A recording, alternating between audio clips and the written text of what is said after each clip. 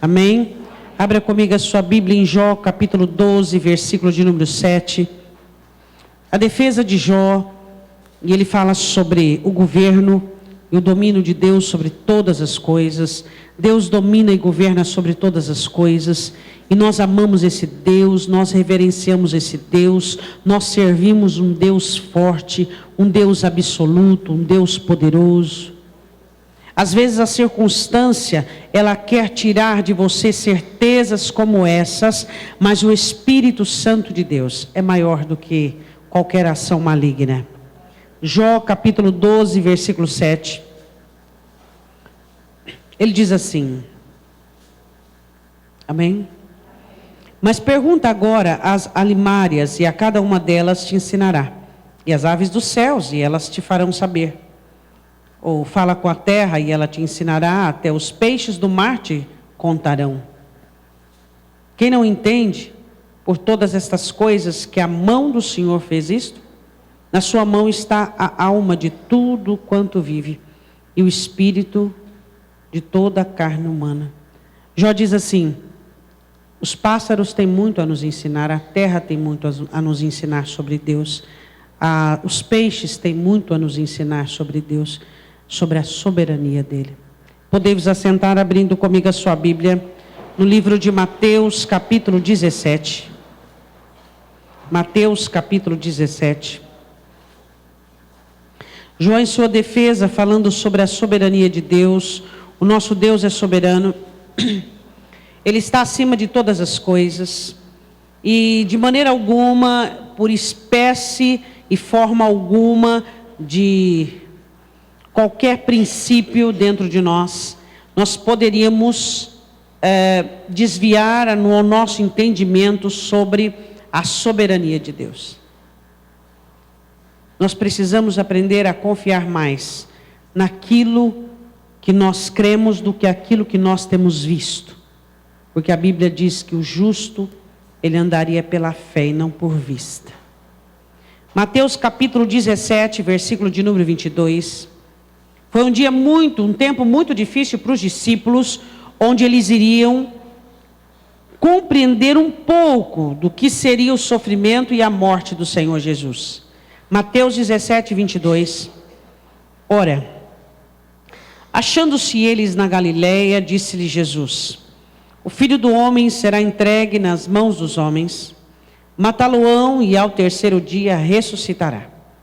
Por diversas vezes, Jesus informava os seus discípulos sobre aquilo que iria acontecer com ele.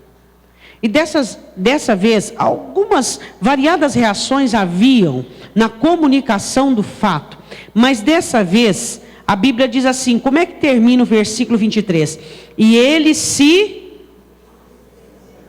Olhe para o seu irmão e diga, cuidado com a tristeza. A tristeza, ela tem um poder nocivo, estrondoso na alma humana. Você começa a entristecer um pouquinho aqui, entristecer um pouquinho ali, aí quando você se dá conta, o seu ânimo não é mais o mesmo, a sua perspectiva não é mais a mesma, a sua motivação não é mais a mesma, aí você começa a diminuir o seu ritmo, aí você começa a encurtar os seus planos, os seus projetos, porque a tristeza, ela tem esse efeito em nós. E aí o que acontece conosco muitas vezes? Nós somos negligentes com respeito à tristeza. Os discípulos estavam tristes porque Jesus havia informado a eles que ele iria morrer na mão dos homens. E eles ficaram muito tristes. E essa tristeza era uma tristeza espiritual, emocional, e ela abateu os discípulos. Satanás está procurando o momento do seu abatimento. Fica muito mais fácil para ele. Muito cuidado quando você fica abatido. Muito cuidado quando você fica triste. Você já viu aquela pessoa que diz assim, um problema não vem sem um outro, e um abismo chama outro abismo, diz o salmista. Por quê? Porque Satanás, ele fica sondando a sua consistência emocional. Para quê? Para trabalhar de uma maneira muito camuflada na sua vida. E a palavra do Senhor diz que os discípulos estavam muito tristes. E então eles chegam em Cafarnaum. Jesus residia em Cafarnaum. Só que Jesus viajava muito. Uma hora ele estava na Galiléia, outra hora em Samaria, e ele viajava muito. E na metade do mês que antecedia a Páscoa, se pagava um tributo no templo. Além dos dízimos e das ofertas, pagava-se um tributo anual no templo. Neemias capítulo 10, 32, Neemias resolveu na restauração dos muros e Esdras no templo, que havia se pagar no ano. Vamos ver o versículo de número 24. E chegando eles a Cafarnaum, onde residia o Senhor, aproximaram-se de Pedro os que cobravam as dracmas, e disseram: o vosso mestre não paga as dracmas? O vosso mestre não paga o que deve? O mestre de vocês não paga o que deve? Vocês estão devendo, vocês estão atrasados. Poderia ter sido noutra hora, né? Uma hora em que Pedro estava no seu ápice, no seu vigor, né? Naquela fé que ele tinha muitas vezes tempestuosa. Mas quando é que os templários foram cobrar as dracmas de Pedro e do Senhor Jesus? Justamente quando Pedro não estava bem. Qual era o objetivo de Satanás? Causar no coração de Pedro alguma desconfiança com respeito ao seu mestre e Senhor. Ele já estava triste por conta que o Senhor havia dito que ia padecer. O coração dele não estava bem, ele estava abatido em saber do sofrimento que o Senhor Jesus iria enfrentar. Agora, Satanás, por meio dessa cobrança, tenta constranger o amor de Pedro, constranger a admiração de Pedro, constranger a fé de Pedro. Satanás sabe que ele não vai conseguir tirar a sua fé, o seu amor, a sua confiança, a sua admiração pelo seu Senhor do dia para a noite. Mas qual é a intenção dele? Fazer com que exista uma leve desconfiança, uma leve consideração sobre: será que ele ainda me ama? Será que realmente ele tem poder para isso? Será que o céu pode me ajudar? Será que o Senhor Jesus vai fazer isso por mim? O objetivo de Satanás não é tentar arrancar a sua fé de uma vez por todas. Ele sabe que não vai conseguir isso. Uma árvore forte, enraizada, ela cai de uma vez por outra? Não. Primeiro ela precisa sofrer as agressões do tempo. Ela precisa apodrecer as suas raízes, para depois não aguentar uma tempestade. Ele sabe disso. Ele sabe que você não vai abandonar sua fé por qualquer coisa. Ele sabe que você não vai desconfiar do Senhor por qualquer coisa. Mas o que ele faz? Ele aproveita um momento difícil na sua vida, e ele começa a lançar pequenas desconfianças. E aí, seu mestre está devedor lá no templo. Vocês ainda não pagaram aquilo que é devido ao templo. E aí, meu irmão? O que é que você faz quando os seus momentos não são momentos assim de glória? E Satanás vem com certas desconfianças, lançando na sua mente, no seu coração, colocando em você algumas dúvidas, algumas desconfianças sobre o poder de Deus, sobre o amor de Deus. Por quê? Porque lucidamente, claramente, é óbvio que nós não assumiríamos nada que desabone o nosso Senhor. Eu não estou falando de assumirmos, não. Eu estou falando de levantes do inimigo dentro do coração de crentes para constranger o amor e estar aberto para dúvida sobre o amor, constranger a fé, estar aberto para a dúvida, para a incerteza do milagre, constranger o ânimo e estar aberto para o desânimo, para a opressão, constranger a graça, a paz. E foi isso que aconteceu em Pedro.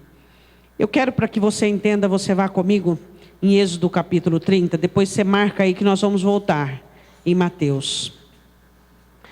Êxodo capítulo 30, versículo de número 11, o resgate da alma.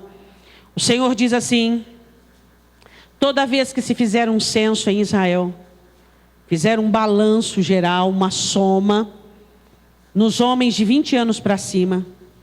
Vai se contar quantos homens tem. Toda vez que fizer o censo, vai se pagar um tributo no templo, segundo a moeda do templo. A moeda do templo, o peso do templo era mais pesado, porque era mais antigo. Mais pesado que a moeda babilônica, mais pesado que tudo. Não é segundo o dinheiro comercial, era segundo o sacerdote designava a moeda do templo.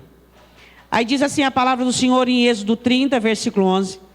Falou mais o Senhor a Moisés, dizendo: quando fizeres a contagem dos filhos de Israel, conforme a sua soma, cada um deles dará ao Senhor o resgate da sua alma. Quando os contares, para que não haja entre eles praga alguma quando os contares. Quando você contar os filhos de Israel, para que não haja soberba, para que não haja arrogância, para que não haja prepotência. Olha quantos milhões nós somos, quantos homens de guerra nós somos. Você vai levar Israel para um culto especial. E nesse culto especial, todos os homens que se gabam de sua juventude, que se gabam de sua milícia, que se gabam de seu número, irá pagar ao Senhor no templo uma quantia diferenciada de dízimo e oferta. Não tem nada a ver com dízimo e oferta.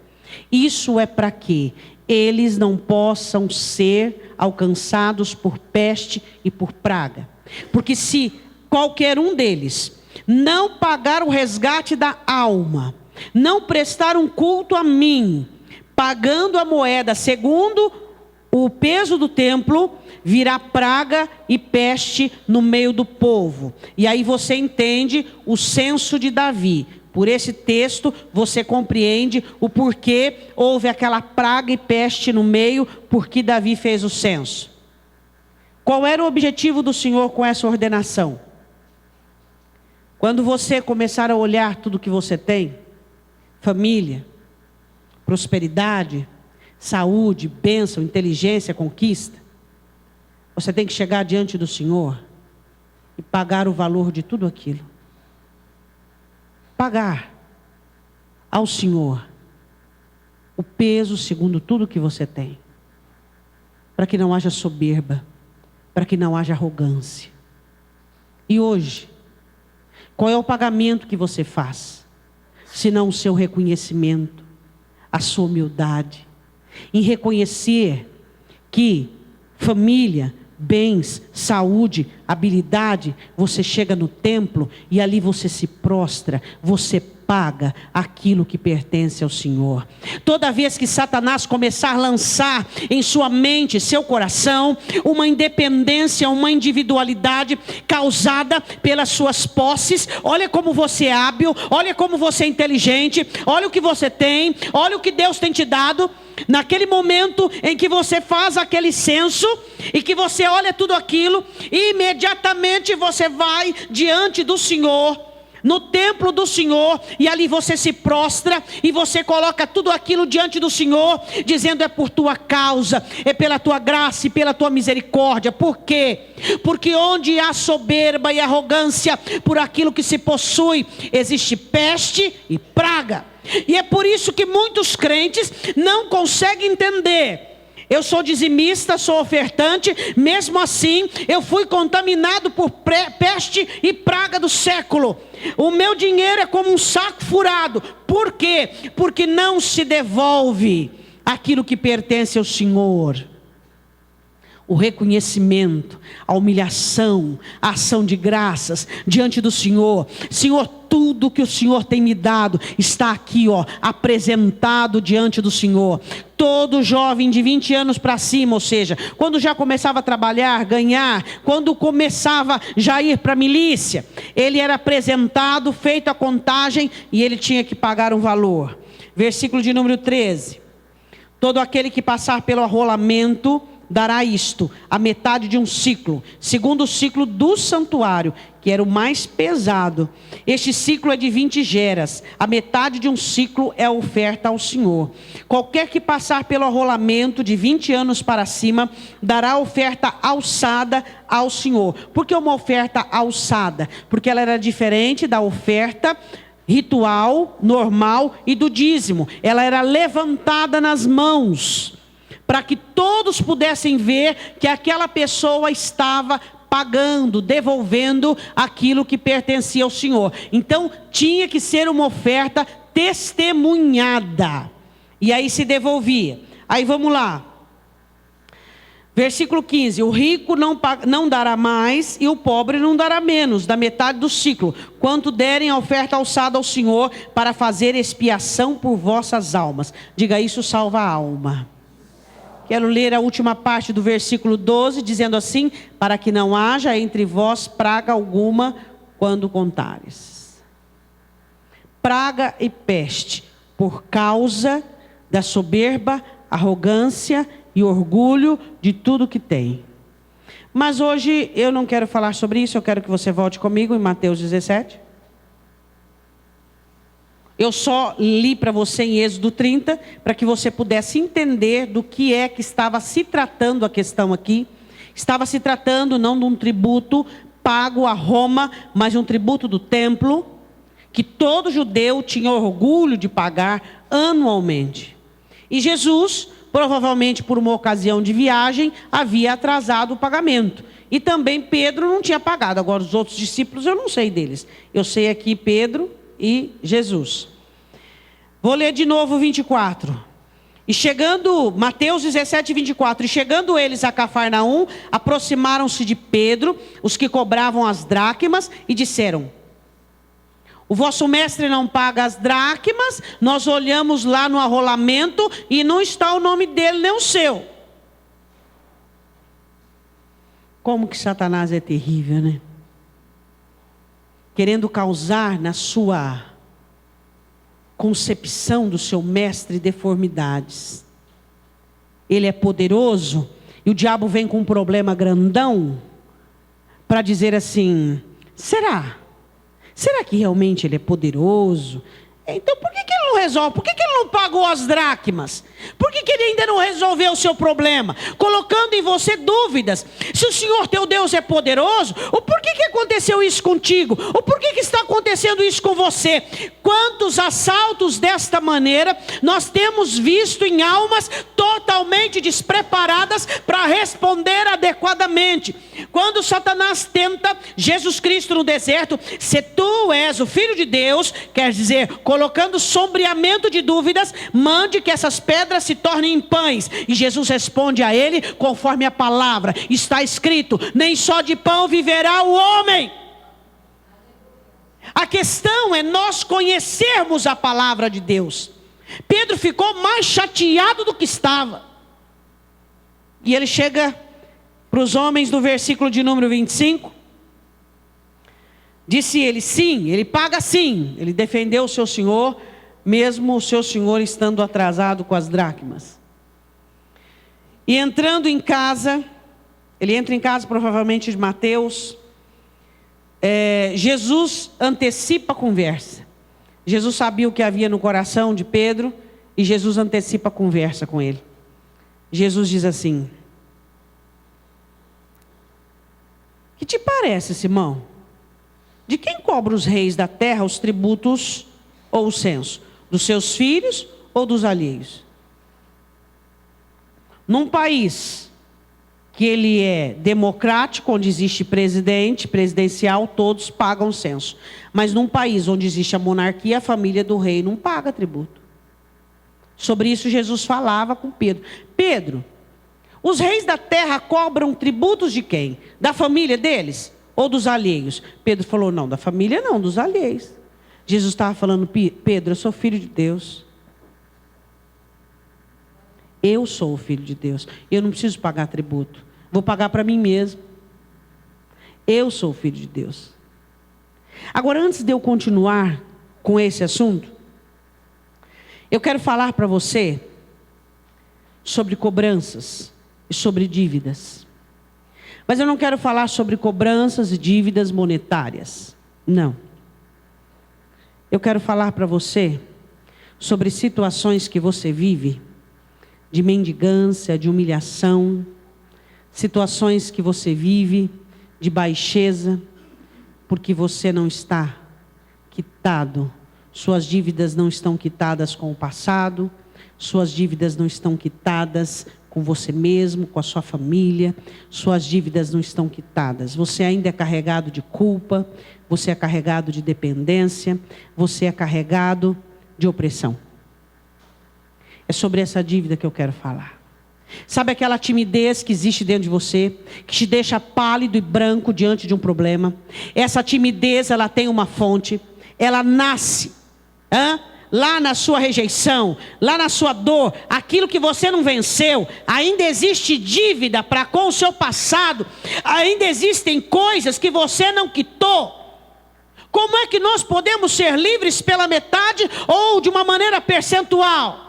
A nossa liberdade é inteira. Quando o cristão enfrenta um problema, ele deve enfrentar esse problema com ousadia, com autoridade, com poder, com força. Por quê? Mas quando Satanás chega para você e diz assim, eu vou dizer uma coisa para você, você está devendo. Você está devendo. Existe em você dívidas. Você deve ao seu passado. Você deve à sua família anterior. Você deve aquilo. Aí você constrange, parecendo uma ostra, fechando-se. Você fica constrangido porque está em dívida. Jesus queria tirar o constrangimento de Pedro. Você não pode ter dívida com nada e com ninguém. Para um você deve isso, para outro você deve aquilo, para um você deve dessa maneira, e aí você vai sendo uma pessoa endividada. Você não pode ter autoridade, você não pode ter ousadia, você não pode ter intrepidez, você não pode ser usado pelo Espírito Santo, você não pode ter força, porque você é alguém que no decorrer da sua vida alcançou várias dívidas, precisa de um para isso, precisa do outro para aquilo. Cadê a liberdade do Senhor Jesus Cristo? Onde é que está essa liberdade? Tudo bem, todos nós temos passado, todos nós tivemos situações na nossa vida medíocres, pobres, difíceis. Só que Jesus Cristo, Ele quitou a nossa dívida. Ele quitou a nossa dívida. Aí o que acontece conosco? Nós ficamos nos submetendo a situações, ficamos nos envergonhando o Evangelho, nos submetendo a ficarmos de um papel de mediocridade, por conta das nossas dívidas. Parece que estamos devendo. Cria-se um elo com o passado, cria-se um elo com aquilo que se foi. E onde é que está a autoridade do cristão? Onde é que está o poder do crente? Onde é que está a força do crente para enfrentar? Mas se eu agir como o Senhor quer, eu vou perder isso, perder aquilo, perder aquilo outro. Então eu vou agir como o diabo quer. Eu vou me sujeitar aos meus vassalos. Eu vou me sujeitar aos meus senhores. Declarando como Israel. Israel diz: Senhor, outros senhores têm tido domínio sobre nós. Eu não sei até quando você conseguiria viver uma vida dessa, sinceramente. Uma vida onde aquilo que você fez ainda te culpa até hoje. Uma vida onde aquilo que deixaram de fazer por você ainda te sentencia até hoje. O porquê nós temos tanto apego às nossas dívidas? O porquê nós não permitirmos que o Senhor Jesus quite, pague a nossa dívida? Porque existe um estáter para mim e existe um estáter para você. Para cada necessidade sua nesta terra tem um estáter para mim e para você. Deu para você entender, meu irmão? Qualquer que seja a sua necessidade, Jesus Cristo tem o pagamento. O seu sangue foi derramado nesta terra. Esta terra absorveu o sangue dele para que pudesse colocar diante dele tudo aquilo que fosse pagamento para nossa dívida. Diga glória a Deus. Jesus faz uma pergunta para Pedro, e Pedro já sabia do que se tratava, e Pedro responde assim. No versículo 26, disse-lhe Pedro: dos alheios, a família que não é, né, Senhor? Que vai pagar, né? Disse-lhe Jesus: logo Estão livres os filhos do rei. Eu estou livre do tributo. Eu sou filho do rei. Eu sou o rei, eu sou o Senhor. Eu estou livre. Aí ele disse, mas eu não quero causar escândalo para ninguém. Não quero causar escândalo. Paguei até hoje. Qual é o problema pagar esse último ano? Que era o ano da morte dele. Paguei até hoje, por que eu não vou pagar? A partir dos 20, ele já estava com 33 anos. Sabe, meu irmão? Jesus morreu para pagar suas dívidas. Esse seu comportamento inseguro, tímido, amedrontado, sem ousadia, é tudo por conta das dívidas que você tem. Isso te coage, isso te constrange, isso te faz viver uma vida amedrontada. Você já viu uma pessoa que tem dívida? Ela vive escondendo.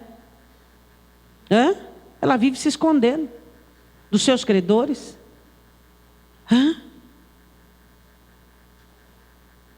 Para quem você deve? Para quem você deve? Fala para o teu Senhor, para quem você deve? Você deve para o seu passado? Porque você cometeu um erro, por insanidade, por loucura, por ignorância, por falta de sabedoria? E Satanás ainda te acusa por causa deste erro, por causa dessa sua falha? Mas o sangue de Jesus não é suficiente para quitar essa dívida? Para quem você deve? Para aqueles pais malucos que você teve? Para aquele pai insano, para aquela mãe doida que você teve? E Jesus não é suficiente? Ele não é suficiente para chegar em você e dizer assim: você é meu filho, eu tenho te gerado. Você não precisa mais ter essa personalidade caótica, amedrontada, tímido. Você não precisa mais agir dessa maneira. Você não precisa mais ter medo. Você não precisa mais ficar constrangido quando alguém te cobrar. Para quem você deve? Você deve para as pessoas? Porque você acha que você não merece o amor delas. Você não merece aquilo que elas te oferecem. Você não merece a amizade. Você não merece o seu cônjuge. Você não merece os seus filhos. Se você mereceu Jesus, porque Deus enviou Jesus por sua causa. Ele não enviou pelas árvores, Ele não enviou pelos anjos, Ele não enviou pelos perfeitos, Ele enviou por sua causa. Jesus morreu por sua causa. É isso que você precisa entender. Ele morreu por sua causa. Deus enviou Jesus por mim e por você. Olha o preço que Ele pagou. Quem dá R$1 milhão nessa caneta? Quem dá? Ela é abençoada.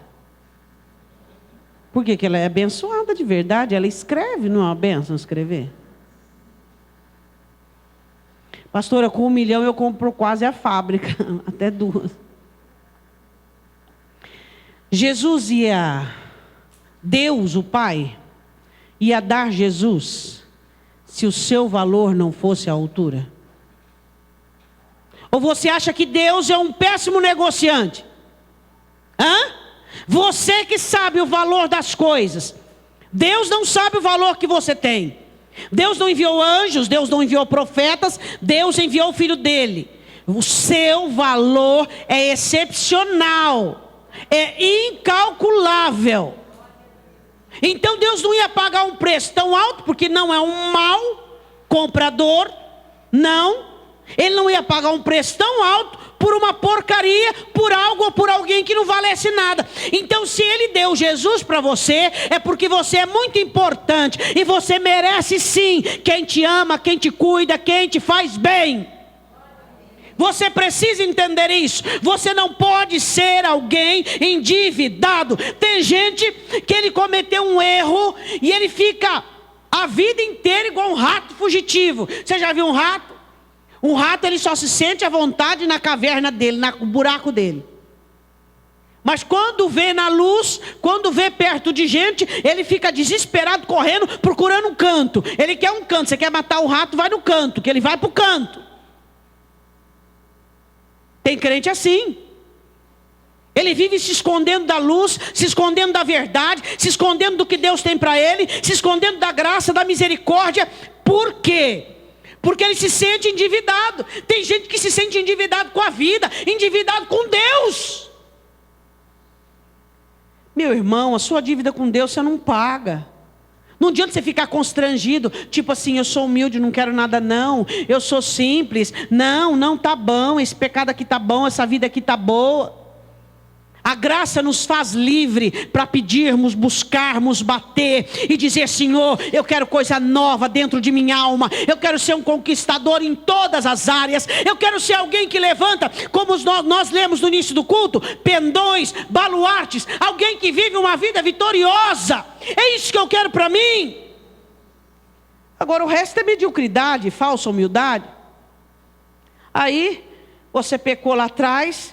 E até hoje Satanás fica aí, com uma sentença na sua vida.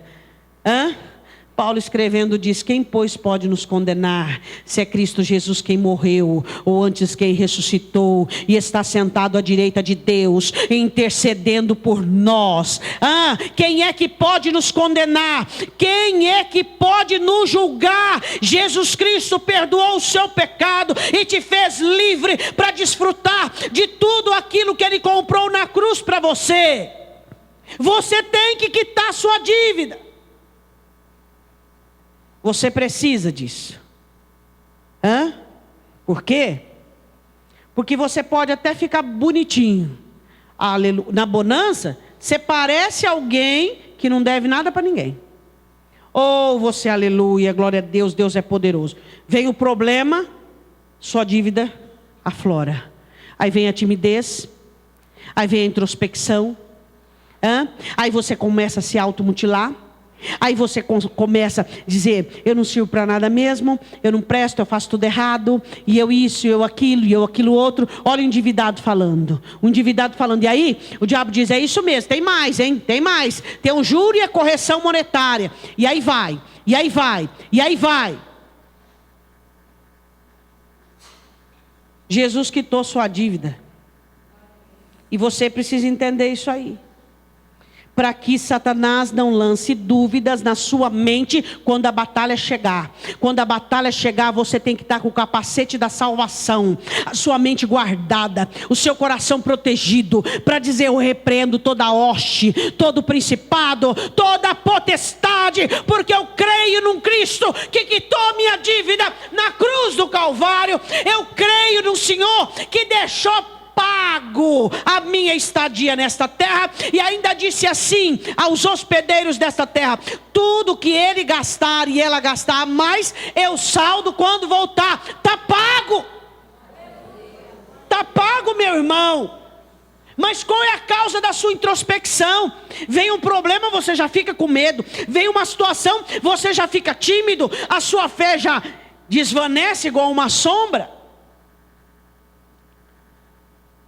Mateus capítulo 17, versículo 27. Mas para que os não escandalizemos, né, Pedro? Vai ao mar, lança o anzol, não vai com... Você está acostumado a pescar, Pedro, com rede, né? Hoje é o anzol. Tira o primeiro peixe que subir. E abrindo-lhe a boca, encontrarás um estáter. Toma-o e o dá por mim e por ti. O estáter valia 4 dracmas, 2 para cada um, quitava a dívida. Diga: Deus enviou Jesus para que haja um estáter para cada necessidade minha. Você sabe que esse é um dos milagres mais interessantes? Pedro tinha que ir no lugar certo, e se fosse no lugar errado, o peixe que ia ter que ir encontro dele tinha que ser o primeiro peixe. Esse peixe tinha que ter engolido uma moeda de quem tinha perdido. Alguém tinha que perder um estáter, derrubar um estáter, e não podia ser muito tempo. Tinha que ser um estáter que tivera caído ainda ali aquele dia. E aquele peixe não podia engolir aquele estáter, que era uma moeda de prata. Tinha que estar na boca do peixe. E Pedro pescou o peixe. E o estáter estava dentro da boca do peixe. E aí? Hã? Você sabia que Judas tinha bolsa? O ministério de Jesus não era um ministério pobre. Não. Mas que bom. Que bom. Para que eu e você saibamos que nenhuma dívida ficará sem ser quitada nesta terra. E que nesta terra tem um estáter para mim e para a sua necessidade. O que é que você está passando agora? Atualmente. Tem um estáter para você, para quitar a sua dívida. Para quitar seu problema. Para arrancar da mão de Satanás, para amarrar a mão do valente e arrancar da mão dele essa situação para ele agir. Tem um estáter, mas quem tem que pescar? Você vai pescar o peixe, e na boca desse peixe vai ter um estáter. Pastora, traduz. Quem vai ter que orar? Você. Quem vai ter que fazer o que é certo? Você. Quem vai ter que obedecer? Você. E o estáter vai vir na sua mão quando você estiver obedecendo. Vai lá, Pedro, pesca o primeiro peixe, vai ter um estáter na boca do peixe, e você vai valer 4 dracmas, você paga a minha e a sua dívida. Você só precisa encontrar esse estáter. Esse problema que você está passando, na terra, já está a solução. Você só precisa encontrar. Por meio da oração, por meio da busca, por meio da obediência. Não desista, meu irmão, não desista, persevere, vá na direção que Deus estiver te dando, não fique olhando para as impossibilidades. Mas onde é que eu vou? Mas e se eu não pescar o peixe certo? Deus envia o peixe certo no seu anzol. Você não pode desacreditar do Senhor Jesus, que governa, como disse em Jó. Pergunta para os pássaros. Se eles pudessem te falar o quanto eles creem, confiam, dependem de Deus. Pergunta para a terra. Pergunta para os peixes. Aquele peixe lá, quando o estáter caiu, o Senhor dizendo assim: come, engole. Senhor, não é pão, é moeda. Engole. Agora onde eu vou? Agora você vai lá, vai. Senhor, estou com a boca cheia. Pega essa isca aí. Essa isca é de Pedro. Eu estou te mandando. Mas senhor, eu estou com a boca cheia. Enrosca aí. Pega aí, enrosca. Enroscou, agora vai. Jó disse: pergunta para a terra. Pergunta para as aves. Pergunta para os peixes. O domínio dele, o governo dele, faz-nos envergonhar a fé que a natureza tem e a dependência que tem de Deus. Nos envergonha. O quanto eles dependem e confiam no Deus que nós conhecemos racionalmente. Temos vivido com Ele, presenciado, e aí nós ficamos cativos por dependência, ficamos endividados, ficamos totalmente à mercê de hostes da maldade, de principados, por conta de dívida. Tem um estáter por meu problema. Eu só preciso encontrá-lo. Tem um estáter aqui na terra para o seu problema, para a sua situação. Você só precisa encontrar, ir lá e pagar a sua dívida. Está aqui, ó. Eu orei, eu busquei, eu perseverei e alcancei. Olha o resultado: dívida paga. O que é um problema? Se não uma situação em que te prende, que te maniata. Eu preciso pagar a dívida para que o meu problema se dissolva. Pague a sua dívida para com a situação, e o seu problema dissolverá. O que a sua situação precisa? Da sua oração, da autoridade, do poder, da libertação, da liberdade. Então ela dissolverá. Então você terá a sua dívida paga. Diga glória a Deus.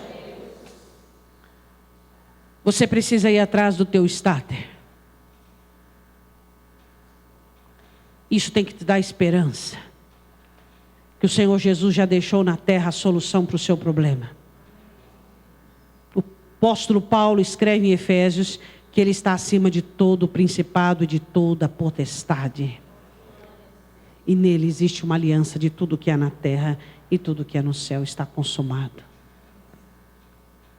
Eu preciso de um starter. E você precisa de um. E aí? O que você vai fazer? Continuar constrangido? Ouvindo as conversas do diabo, dizendo o seu mestre, o seu mestre, o seu mestre, o Senhor teu Deus, o teu Senhor, olha a situação que você está, olha o jeito que você vive, Ele não vai fazer nada, olha a situação, e você ir alimentando essa dúvida, daqui a pouco você está desviado. Daqui a pouco não tem mais fé. Você está tão abatido, que você não tem fé mais para crer nele. Você não confia mais no que ele diz. Ou você só acha que um crente perde a fé do dia para o outro? Não. O diabo começa ali, ó, na sua mente, ó, o seu mestre, o seu Senhor, onde já se viu você está passando essa situação, onde já se viu você está vivendo isso, onde já se viu, você não merece, você não plantou, não é lei consequencial. E onde está o seu Salvador? Onde está o seu ajudador? Cadê ele? Está sentado no trono de glória e está com o pé em cima da sua cabeça, demônio. E eu estou na terra e tem na terra um starter para mim, e eu vou encontrar, e vou pagar a minha dívida, e vou viver uma vida livre, abençoada, cheia de ousadia, cheia de intrepidez. Pague a sua dívida com a sua situação e resolva seus problemas. O seu problema é uma dívida que foi gerada. Paga a dívida, vou encontrar o meu starter e vou pagar. Diga assim para o seu irmão: tem um starter só para você. E você precisa encontrá-lo, meu irmão, em nome de Jesus. Eu quero que você feche os seus olhos.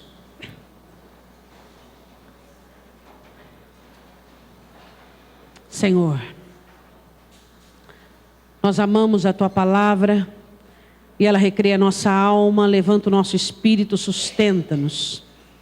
Em uma terra cujos demônios trabalham para nos abater. Eu quero apresentar nesta noite, Senhor, de primícias, nessa primeira segunda-feira de abril. Eu quero apresentar diante do Senhor aqueles que estão abatidos, endividados. Aqueles que estão enfraquecidos pelos comentários nocivos de Satanás. Pelas indagações e questionamentos com respeito à provisão, com respeito àquilo que tu podes fazer. Senhor, eu quero agora que seja repreendido da mente do teu filho e da tua filha. Que seja arrancado do coração qualquer raiz de dúvida e de incerteza. Deus, nós não somos gerados da semente incorruptível da tua palavra, para que recebamos nos nossos corações sementes de dúvida e de dívida, meu Senhor. Em nome de Jesus Cristo, o teu povo está aqui, diante da tua mesa, diante da tua presença, para fazer valer a tua palavra. E em nome de Jesus nós colocamos por terra agora toda insinuação maligna, tudo que o diabo tem levantado. Quantas vezes Satanás tem levantado na mente do teu povo? Olha quanto você tem sofrido, olha quanto tem sido difícil. Cadê o teu Senhor? Onde está o teu Deus? Em nome de Jesus, Senhor, repreenda pelo poder do Senhor agora todas essas indagações nocivas, esses questionamentos, essas insinuações infernais na mente e no coração do teu povo agora. Comece a repreender agora tudo aquilo que Satanás vem semeando durante situações na sua vida. Comece a declarar sua fé agora. Comece a declarar: eu sei em quem tenho crido, eu sei em quem tenho crido, eu sei em quem eu creio no meu Deus, o meu Senhor. Comece a declarar agora. Eu quero que você se coloque de pé em nome de Jesus. Comece a declarar agora. Eu quero que você se coloque de pé profeticamente agora, e que você abra a sua boca e comece a declarar agora que há um starter para ti nesta terra. Há um starter para pagar a dívida desse problema agora, em nome de Jesus. Comece a declarar agora. Diga: Senhor, neste problema eu não mais agirei como eu estou agindo. Eu não sou indefeso, eu não sou inseguro, eu não posso ser. Eu não posso ser amedrontado, meu Deus. Eu não posso ser alguém que haja dessa maneira. Eu preciso ser seguro, hábil nas situações adversas. Diga para o Senhor agora. Diga para o Senhor: eu creio no teu poder, eu creio na tua autoridade, eu creio na tua graça. Oh, o Senhor é o pão da nossa vida, o pão que sustenta-nos. E neste mês de abril nós iremos comer o pão que paga a nossa dívida, o pão que elimina toda a nossa dívida e que nos faz andar de cabeça erguida diante desta terra, nessa situação. Oh, aleluia. Diga: Deus tem um starter para mim nesta noite. Deus tem a moeda que vai pagar a minha dívida. É o sangue do Cordeiro de Deus sobre a minha vida. Oh, aleluia. Deus tem aquilo que vai quitar a sua dívida. Deus tem aquilo que vai tirar você desse processo de indefeso, tímido, inseguro. O Senhor é teu Deus. Abre a tua boca e diga: o Senhor é meu Deus, o Senhor é meu Deus, Ele é a minha força, o meu rochedo. Oh Deus, se os animais desta terra pudessem professar a sua fé para nós que somos a tua igreja, se essa terra pudesse declarar o quanto ela sabe, o quanto ela já viu, o quanto ela já foi, ó Deus, devidamente ordenada a dever aos seus aquilo que lhe pertence. Oh Senhor amado, oh Deus, eu quero que você diga assim, em nome de Jesus: eu creio no poder do meu Senhor. E neste mês de abril, minhas dívidas serão quitadas, minhas dívidas emocionais, espirituais, que me fazem agir de uma maneira insegura, tímida, amedrontada, constrangida.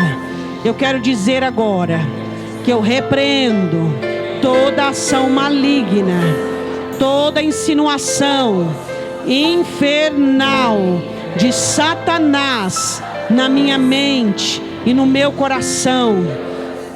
Eu tenho uma fé inabalável. Eu sei em quem eu creio e eu tomo posse do meu starter. Em nome de Jesus, essa dívida vai ser paga, porque eu descobri que Satanás só consegue manter um problema de pé se ele conseguir me constranger. Porque a partir do momento que eu sou revestido de autoridade e de poder, o problema perde toda a força maligna. Em nome de Jesus agora, eu recebo o starter, eu recebo poder, eu recebo autoridade, e toda a fermentação do diabo nesse problema, agora em nome de Jesus, é desfeito. Eu quero que você feche os seus olhos agora. Existe diferença de problemas. Existe diferença de problemas. Existem problemas que são circunstanciais. Existem problemas que são consequenciais. Mas quando Satanás encontra uma brecha para fermentar esse problema, ele não é apenas algo simples, ele é algo maligno. Então, em nome de Jesus Cristo, quando você toma posse do seu starter, repreendo toda a ação maligna neste problema. Esse problema vai ficar algo simples, à sua altura, diz o Senhor, à sua altura, a altura da sua fé, a altura do que você tem recebido. Você sabe por que esse problema tem sido maior do que as suas forças? Porque ele está fermentado por forças malignas. Porque Satanás conseguiu insinuar, Satanás conseguiu endividar você. Mas nessa noite você recebe, em nome de Jesus, a quitação da sua dívida. Paulo diz em Colossenses capítulo 13, 14 e 15, que o Senhor Jesus morreu na cruz para arriscar, arrancar da cruz a cédula que era contra você, rasgando-a. Em nome de Jesus, todo documento, toda a dívida que você tinha, o Senhor Jesus rasga nesta noite. E Ele está dizendo para você agora: olha para o seu problema e repreenda agora toda ação maligna, todo fermento maligno. Esse problema vai perder toda a fermentação maligna. Esse problema vai ser somente coisas humanas, que por meio da sua fé sobrenatural, que por meio da sua autoridade sobrenatural, você vai eliminá-lo. Declara agora. Diga: Satanás, saia desse problema. Diga agora, diga: Satanás, saia dessa situação agora. Que todos os demônios saiam dessa situação, porque eu tomo posse desse estáter. Eu não aceito constrangimento, eu não aceito insinuações agora, em nome do Senhor Jesus.